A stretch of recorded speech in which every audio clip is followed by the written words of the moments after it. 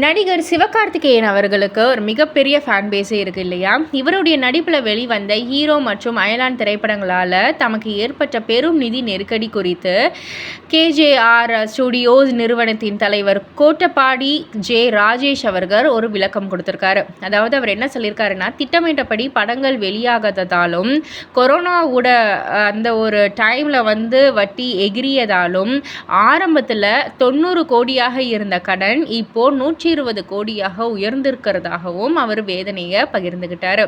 இந்த இக்கட்டான சூழ்நிலையால் நடிகர் சிவகார்த்திகேயனுக்கும் சுமார் 55 கோடி வரைக்கும் இழப்பு ஏற்பட்டுள்ளதாகவும், ஒப்பந்தத்தின்படி இருவரும் இணைந்து இன்னும் 2 படங்கள் பண்ண வேண்டியுள்ளதாகவும், ஆனால் இது எப்போது நடக்கும் அப்படின்றது கடவுளுக்கு தான் தெரியும் அப்படின்ற மாதிரியும் ராஜேஷ் அவர்கள் சமீபத்தில் ஒரு பேச்சு வெளிப்படுத்தியிருக்காரு.